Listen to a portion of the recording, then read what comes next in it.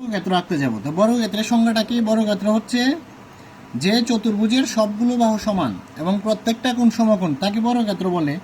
তাহলে বর্গক্ষেত্র আঁকতে হলে যেহেতু সমকোণ, আমরা এই কোণার একটা সমকোণ আঁকবো।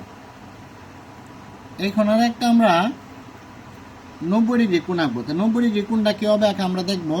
তাহলে এইখান থেকে যে কোনো একটা বৃত্তচাপ পরিমাপ মাপ নিয়ে একটা বৃত্তচাপ আঁকলাম, বৃত্তচাপের উপর আবার একটা দাগ কাটলাম, ওটার উপর আবার দাগ কাটলাম, তারপরে ওইখান থেকে আমরা একটু ব্যাসার্ধ বাড়ায় নিয়ে ওইখানে দুটা চাপ দিলাম। চাপ দিয়ে একটা পরস্পর বিন্দুতে মিলিত হয়েছে, ওইখানে আমরা যোগ করে দিব।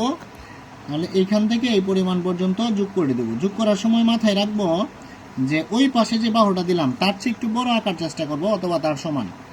আচ্ছা, একটু বড় আঁকলাম।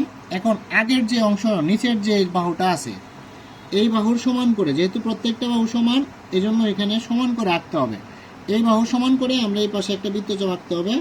তার মানে সেটা হয়ে গেছে কি ছোট, তাহলে এটাকে আরেকটু বড় করে দিতে হবে। এই যে এতটুকু সমান করে যে বৃত্তচাপটা নিলাম, এতটুকুর সমান করে একটা বৃত্তচাপ আঁকলাম, ওটা সমান করে আবার এই বিন্দু থেকে এই পাশে, এই দুই কর্নারের বিপরীত পাশে, এই কোণের বিপরীত পাশে দুইটা বৃত্তচাপ আঁকতে হবে। একটা এই পাশ থেকে আর একটা হচ্ছে সেম মাপ নিয়ে এই পাশ থেকে। বৃত্তচাপ দ্বয় পরস্পর একটা বিন্দুতে মিলিত হলো। এই বিন্দুটা এখন এটাকে ধরে নিলাম এ, এটা বি, এটা সি। তাহলে বি, সি এবং ওরা পরস্পর ডি বিন্দুতে মিলিত হলো। তাহলে এখানে সি এবং ডি যোগ করি, আবার এ এবং ডি যোগ করি।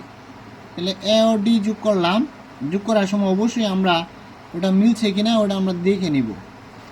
তাহলে এ বি সি ডি এটা একটি উৎকৃষ্ট বর্গক্ষেত্র।